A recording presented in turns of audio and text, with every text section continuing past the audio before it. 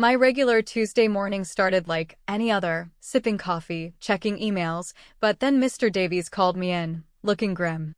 He said my time at the company was up after 12 years. I felt a cold dread, thinking about my future, especially with Owen, my colleague, just grinning, knowing his promotion was sealed.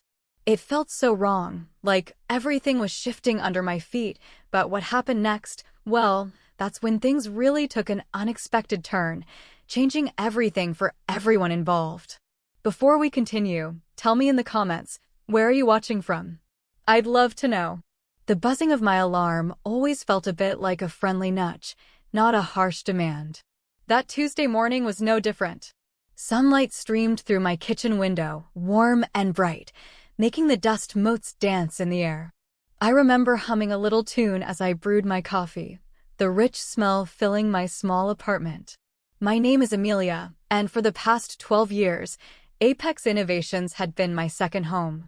I wasn't just an employee, I was a cornerstone, especially in the client relations department. I'd started there right out of college, green as a spring leaf, and had grown with the company.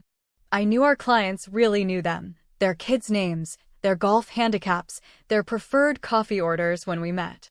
These weren't just accounts, they were relationships I'd built with careful calls, late nights, and always going the extra mile.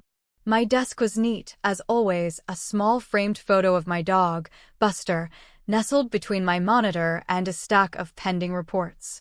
He was a scruffy terrier mix, with eyes that could melt glaciers. Just seeing his goofy grin always made me smile. I was working on the quarterly reports, preparing for a big presentation later that week. Mr. Kincaid, one of our biggest clients, was expected to renew his contract, a huge win for Apex, and I felt confident. I'd been cultivating that relationship for years. This quarter looked promising, probably my best yet.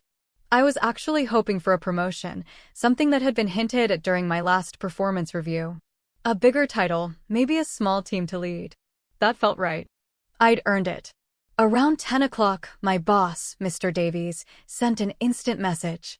Amelia, could you come to my office? Now, please. His message was short, no smiling emoji, no casual greeting. That felt a little off. Mr. Davies was usually a good morning kind of guy. I frowned, a tiny wrinkle forming between my brows. Was it about the Kincaid proposal? Did I miss something? I quickly saved my work, took a deep breath, and walked down the hallway to his office. My shoes clicked softly on the polished floor. I passed Owen's desk. Owen, a newer colleague, had only been with us for 2 years. He was ambitious. He joined the team with a lot of big talk, always trying to impress Mr. Davies, always, well, brown-nosing. He hadn't built client relationships like I had. He was more about flash and quick wins. He was smiling at his screen, an almost smug look on his face. I tried to ignore it, telling myself it was nothing. When I stepped into Mr. Davies' office, Owen was already there, sitting in one of the guest chairs, a strange, almost triumphant glint in his eyes. Mr. Davies sat behind his big oak desk, his face a mask of discomfort.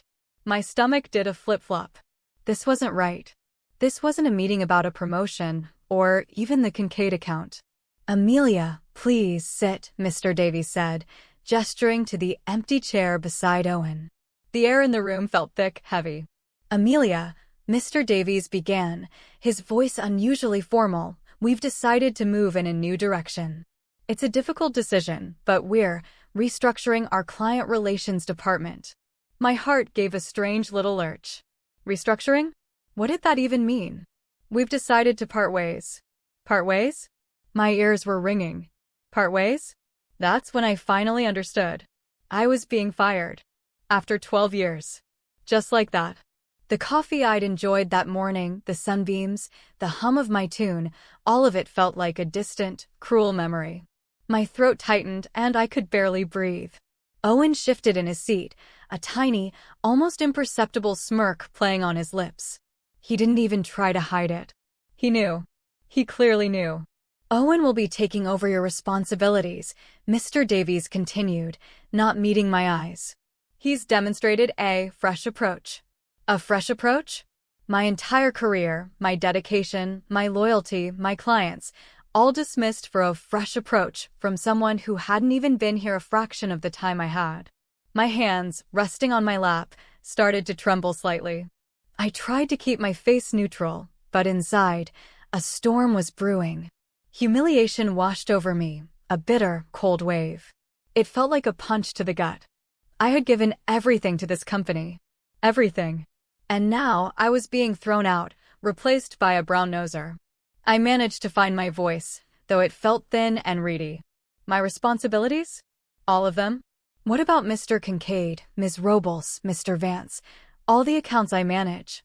I asked, my voice cracking a little at the end. I couldn't believe this was happening. Mr. Davies coughed. Owen will be handling the transition. We trust he'll manage it effectively. He didn't even sound convinced himself. That's when it hit me. They weren't just firing me, they were handing over my entire portfolio, the very foundation of my work for over a decade, to Owen.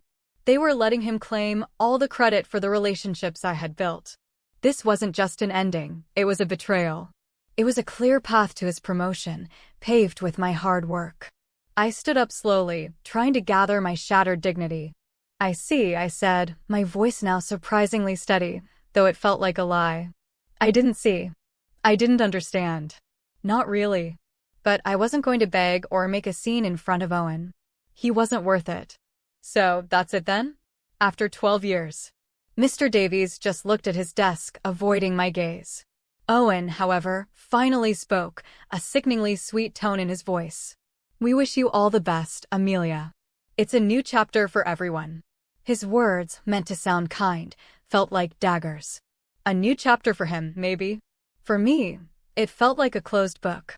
I just turned and walked out, not looking back. The office hummed around me, oblivious. My world, however, had just tilted off its axis.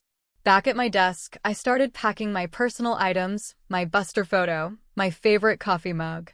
My hands moved robotically. Each item I put into the box felt heavy, like a piece of my identity being severed. It was over. But as I packed, a flicker of something new, something cold and resolute, started to spark deep inside me. Those clients, they knew me. They trusted me. Not Apex Innovations, not Owen. Just me. And suddenly, a different kind of plan, a quiet, dangerous thought, started to form. Walking out of Apex Innovations that afternoon felt like stepping into a different world. The sunlight, which had been so cheerful just hours earlier, now seemed harsh and uncaring. I gripped the box of my belongings, the Buster photo, a few pens, that mug, so tightly my knuckles were white. My mind wasn't racing, not exactly. It was more like a slow, deliberate burn, a fire starting deep in my stomach. Humiliation still stung, a sharp, bitter taste, but beneath it, something else was growing, resolve. Pure, unadulterated resolve. I called my best friend Ben on the walk home. He works in marketing for a small tech firm downtown. Ben, I said, my voice tight, they fired me. There was a shocked silence on the other end. Amelia? No way. What happened? He asked, his voice full of genuine concern. I told him the whole story, about Mr. Davies, about Owen's smug face, about the new direction that clearly meant Owen's ascent. 12 years, Ben. 12 years, down the drain. That's awful, Ames. Truly terrible, he said, his voice soft. But you know what? Those clients? They're yours. You built those relationships. And that's when his words, simple as they were, truly clicked into place. He was right. It wasn't Apex's fault that Mr. Kincaid called me directly if there was an issue. It wasn't Apex's fault that Ms. Robles always asked for me specifically during check-ins. It was my effort, my trust, my late-night calls that built that bond. I got home and Buster greeted me with his usual enthusiastic tail wags and happy barks, jumping up to lick my face. His unconditional love was a small comfort, a soft warmth against the coldness in my heart. I put the box down and sat on the couch, just staring at the wall. The anger was still there, a hot coal, but it was now mixed with a strange clarity. They had taken my job, but they hadn't taken my value. They hadn't taken my skills. And most importantly, they hadn't taken my clients' loyalty. I spent the rest of that day, the one day later from the moment I was fired, not wallowing, but strategizing. My old company laptop was gone, but my personal phone, my old contacts, my memory, those were all still mine. I pulled out an old notebook, one I used for personal thoughts and ideas. I started listing my top 10 clients, the ones I had the strongest relationships with, the ones who trusted me implicitly. Mr. Kincaid, from Kincaid Industries. Ms. Robles, from Robles Logistics. Mr. Vance, from Vance Solutions. These were big fish, big contracts. The lifeblood of Apex's client relations department. I thought about my options. Another job at a similar company? Maybe. But what if I could do something more? What if I could use this humiliation as a springboard? Ben's words kept replaying. Those clients? They're yours. What if I could secure them for myself or for a new venture? The idea was audacious, exciting, and terrifying all at once. It was a risky move, but what did I have to lose now? Apex had taken everything already. My first step was subtle. I knew the general timings of their calls and meetings. I decided to contact Mr. Kincaid first. I framed it as a farewell call, a professional courtesy. Mr. Kincaid, I said, trying to keep my voice even, I'm calling to let you know that I've decided to move on from Apex Innovations. I wanted to personally thank you for your trust and business over the years. There was a pause. Amelia? Really? That's quite a surprise, he said. He sounded genuinely taken aback. You've been so integral to our partnership. Who will be handling our account? This was it. This was the moment. Owen will be taking over, I explained, but I wanted to ensure a smooth transition for you. Then I gently, subtly, planted the seed. I'm exploring some new opportunities, Mr. Kincaid, focusing on providing even more tailored and dedicated service to clients who value a truly personal touch. He listened. He didn't interrupt. And then he said something that made a jolt go through me. Well, Amelia, you know how much we value your personal touch. You've always delivered for us. Keep me informed about your new opportunities. I'd be very interested to hear more. My breath hitched. This was it. This was the opening. He didn't care about Apex. He cared about me. Encouraged, I repeated the process with Ms. Robles. She was even more direct. Oh, for goodness sake, Amelia. They let you go? What are they thinking? You're the only reason we've stuck with Apex for so long. My heart swelled a little. She was right. Whatever you're doing next, Amelia, you let me know. We'll follow you.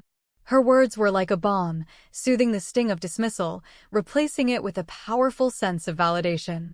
I spent hours researching, sketching out a business plan on paper. What if I became an independent consultant? Or started my own small firm, focusing on bespoke client solutions? The possibilities, once locked away by my corporate job, suddenly seemed endless. I knew the industry, I knew the pain points, and most importantly, I knew the clients. I even looked into forming an LLC, creating a simple website. The initial idea of revenge was slowly evolving into something much more constructive, building my own success from the ashes of their betrayal.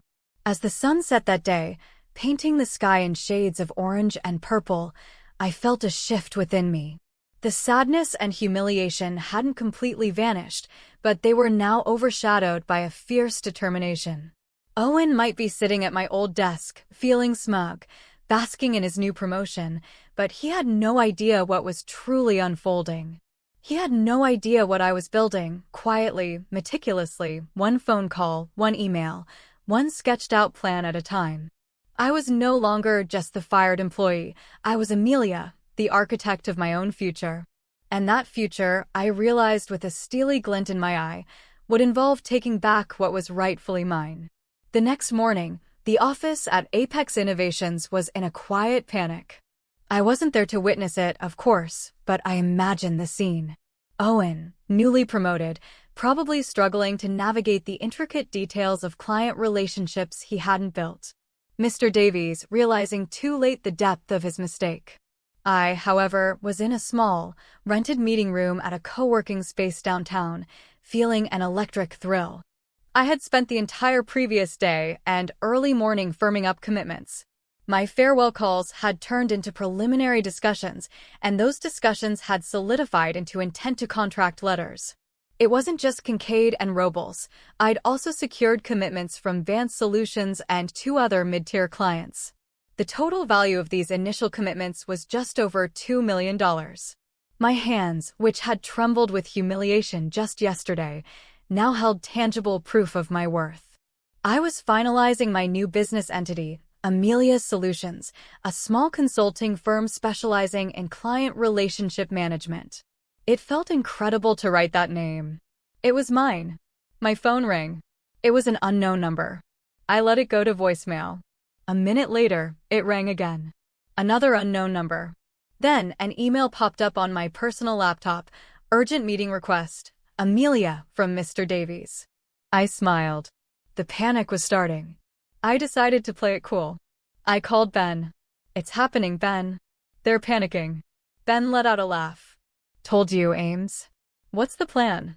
My plan was simple. Meet them, but on my terms.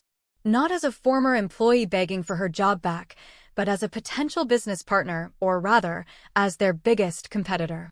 I crafted a polite but firm email response to Mr. Davies. Dear Mr. Davies, I received your meeting request. I am currently unavailable for an immediate meeting. However, if you wish to discuss potential collaboration on certain client accounts, I would be open to scheduling a brief, formal discussion at your earliest convenience. I purposefully used the word collaboration and formal discussion. This wasn't about my job anymore. This was business. He responded within minutes. Amelia, yes, urgent. We need to discuss the Kincaid account, among others. Please come in this afternoon at 2 p.m. Owen will also be present. The desperation was palpable in his words. He was omitting the word formal and collaboration, assuming I'd just walk back in, ready to be reintegrated. He was wrong. At 1:50 p.m., I walked back into the lobby of Apex Innovations. It felt different this time. I wasn't an employee, I was an independent force. The receptionist, Brenda, a sweet lady who always brought me extra coffee, looked surprised to see me. Amelia, you're back, she whispered. I just gave her a small, enigmatic smile. Just for a meeting, Brenda. I walked into the meeting room. Mr. Davies was there, looking flustered. Owen was there too, no longer smug, but looking pale, a slight tremor in his hands. He probably hadn't been able to reach any of my clients. He was likely getting an earful. The atmosphere was thick with tension. They both looked up as I entered, a mixture of relief and apprehension on their faces. Amelia, thank goodness you're here, Mr. Davies began, practically sighing. We have a bit of a situation with some of the key accounts. I held up a hand, stopping him mid-sentence. Mr. Davies, Owen, I began, my voice calm and steady, projecting an authority I hadn't felt in this room before. I'm here for a formal discussion, as per my email. Let's be clear, I am no longer an employee of Apex Innovations. Any discussion about clients or accounts will be treated as a potential business opportunity for my new venture. Owen scoffed, a weak attempt to regain his earlier arrogance. Your new venture? What are you even talking about, Amelia? I met his gaze, unflinching. I'm talking about Amelia's Solutions, I said, pausing for effect. And I'm talking about the clients who have chosen to follow me in this new direction. I reached into my briefcase, slowly, deliberately, and pulled out a stack of neatly organized documents. They weren't just contact lists, they were signed letters of intent, emails confirming commitments, and even a draft service agreement for Amelia's Solutions. I placed them gently on the table, sliding them across towards Mr. Davies. Mr. Davies picked up the top document. His eyes widened as he read Kincaid Industries, letter of intent with Amelia's Solutions. He flipped to the next one, Robles Logistics, service agreement. His face went from flustered to utterly dumbfounded. He looked at me, then at Owen, who was now visibly sweating. What is this, Amelia? Mr. Davies whispered, his voice barely audible. He looked at the total amount I had written on a summary sheet, $2 million plus in exclusive client contracts. His eyes were wide with genuine shock, then panic. Owen, leaning over, saw the documents too. His face drained of color. The smug grin was gone, replaced by pure, unadulterated fear. Their most valuable clients, the very clients they'd fired me for, were now committed to me. This, Mr. Davies, I stated, a small, triumphant smile playing on my lips, is the direct consequence of your new direction. You wanted a fresh approach, and you've got one. These clients, who I've nurtured for over a decade, have chosen to put their trust in me, not Apex Innovations, and certainly not Owen. I glanced at Owen, who couldn't even meet my eyes. He looked like he'd seen a ghost. Mr. Davies started stammering. Amelia, this is a misunderstanding. We want you back. We can offer you a promotion, a raise, whatever you want. We need these clients. He was begging. The tables had turned, dramatically and completely. No, Mr. Davies, I said, gathering my documents, tucking them back into my briefcase. There's no misunderstanding. I was fired. You dismissed my 12 years of loyalty and hard work. You chose Owen.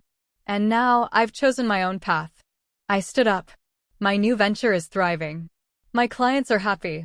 I wish you both the best of luck in your new direction. You'll certainly need it. I turned, walked out of the meeting room, leaving them stunned and in complete disarray. I didn't look back. The walk through the lobby felt like a victory lap. Brenda gave me a small wave, a knowing smile on her face. As I stepped out into the bustling street, the city air never felt so fresh, so full of possibility. The humiliation was gone, completely replaced by a profound sense of vindication and freedom. My revenge wasn't loud or dramatic. It was quiet, calculated, and devastatingly effective. It was built on the foundation of my own worth, and it proved that loyalty, true relationships, cannot simply be transferred with a promotion or a fresh approach. It was the best thing that ever happened to me, truly. It made me realize that sometimes the biggest setbacks lead to the biggest triumphs. It made me realize what I was truly capable of. What about you? What's a moment that changed everything for you?